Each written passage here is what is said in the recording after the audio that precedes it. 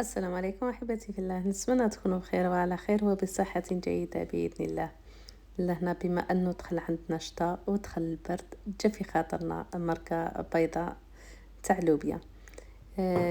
أيضا رفقتها بمطلوع تاع السميد من أروع ما يكون، يجي خفيف بزاف ويجي طري من أروع ما يكون.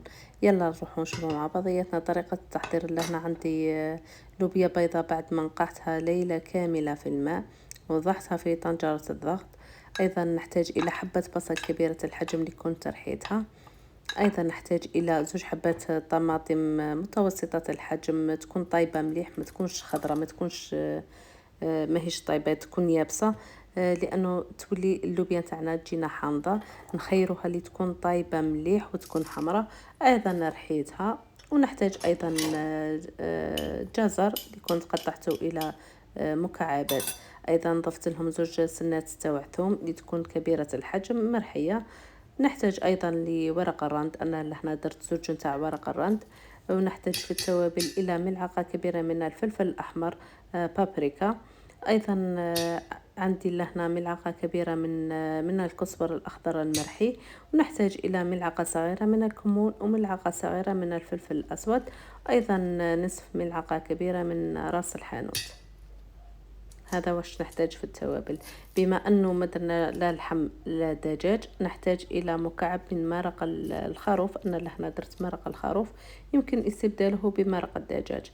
ايضا نحتاج الى نصف ملعقة كبيرة من الملح، دائما كمية الملح تبقى على حسب الرغبة. ايضا لهنا عندي نصف ملعقة من الفلفل الاحمر اليابس، يعني اختياري، تحبوا تضيفوه تحبوا تخليوه. ايضا لهنا عندي 2 ملاعق كبيرة من زيت الزيتون. نمزج كامل المكونات مع بعضياتها. ولهنا نروح نغمر اللوبيا تاعي بالماء، يكون عادي ما يكونش سخون، يكون عادي. بعد ما تتغطى لي هذيك اللوبيا تاعي، تتغطى يفوتها الماء بشويه برك، نتوقف لانه نحوس اللوبيا تاعنا تجينا خاطره وتجينا عاقده شويه. من بعد راح نحط الغطاء على الطنجرة، مسكرهاش، نحط الغطاء بركة على الطنجرة ونخليها تغلي لمدة 7 دقائق على نار تكون متوسطة. هكذا ذيك التوابل تطلق البنة تاعها، والبصلة والطماطم هذيك تاعنا ايضا تذوب. لهنا بعد ما خذات 7 دقائق، حوالي 7 دقائق، نعاود نسكر الطنجرة تاعي ونسكر عليها ونخليها لمدة 10 دقائق على نار تكون متوسطة. يعني اللوبيا ما راح تدي وقت باش تطيب بزاف، من 10 إلى 15 دقيقة، يعني كافية باش تطيب اللوبيا تاعنا. لهنا نروحوا لطريقة تحضير المطلوع. نحتاج إلى 450 مليلتر من الماء يكون دافئ. أيضا نحتاج إلى ملعقة كبيرة من الخميرة الفورية، خميرة الخبز. وأيضا ملعقة كبيرة من السكر سنيدة. لهنا نخلي الخميرة هذيك تتفاعل مع السكر مليح لمدة دقيقتين. لهنا بعد ما تفاعلت الخميرة نتاعي، نحتاج إلى، لهنا عندي 375 غرام من الدقيق يكون رطب، يكون رقيق. أيضا عندي لهنا نصف ملعقة من الملح. دائما كمية الملح تبقى على حسب الرغبة، كاين الملح تاعهم يكون مجهد، يعني يضيفوا نصف يعني كافي باش يملح لهم الماكلة. وأيضا كاين اللي يديروا مغرفة كاملة ويجي عادي. أيضا عندي لهنا 2 ملاعق كبيرة من زيت الزيتون. علاش نديرو زيت هكذا؟ باش المطلوع نتاعنا يجي طري ويجي خفيف. نمزج كامل المكونات مع بعضياتهم وراح نضيف الفرينة. انا ايضا الفرينة دات لي 375 غرام، يعني نفس الكيل اللي كيلنا به الدقيق نكيلو به الفرينة.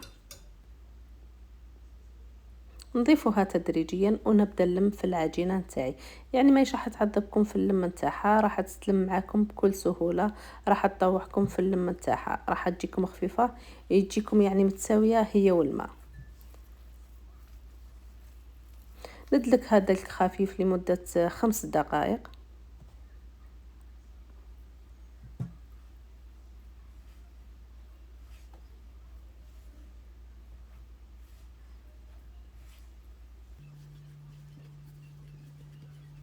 لهنا ايضا تحبوا تضيفوا السينوج، انا ضفته في الاخير نسيته. ضيفوا ايضا السينوجد، ثاني اختياري تحبوا ديروه تحبوا ما ديروهش. من بعد تلموا العجينه نتاعكم. شوفوا العجينه ما تكونش جاريه بزاف وما تكونش يابسه. شوفوا كي نحطها في يدي تلصق، بس احنا نقدر نحيها من اليد نتاعي، يعني ما تلصقش مليح مليح في اليد نتاعي. لهنا حنرش الاناء نتاعي بقليل من الفارينه، وراح نرجع العجينه تاعي تخمر.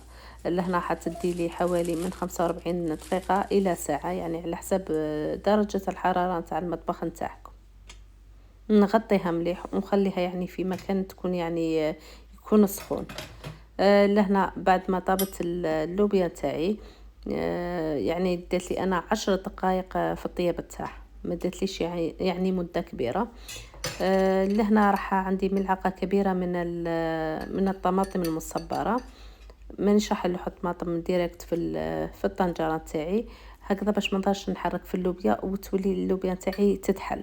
كي راهي سخونه هكذا طمطم يعني تحل، ما نكثرولهاش التحريك. من بعد لهنا نحيت قليل من المرق تاع اللوبيا، وراح نذوب فيه هذيك الطماطم المصبره.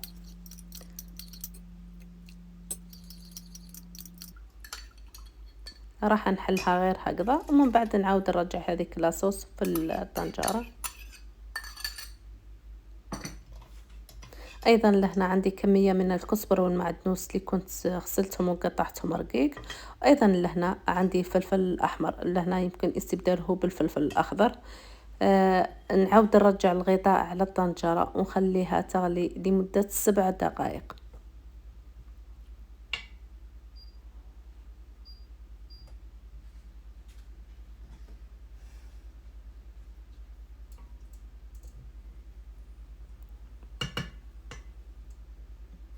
نروح لهنا للعجينه تاعي. بعد ما العجينه ضعف الحجم نتاعها نعاود نديكازيها، نخرج لها الهواء اللي فيها.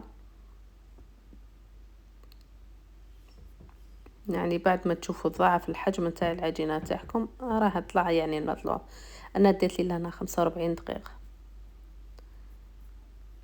لهنا عندكم الاختيار، تحبوا ديروا المطلوع نتاعكم صغير ولا تحبوا ديروه متوسط ولا كبير. انا لهنا حندير الحجم المتوسط.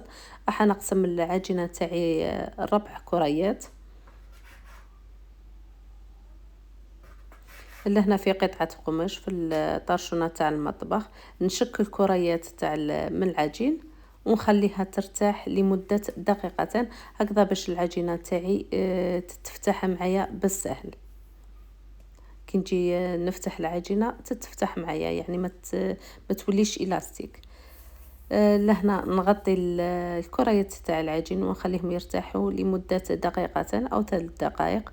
لهنا عندي ورق المطبخ، انا نعاود نروح بورق المطبخ رشيته بقليل من الدقيق.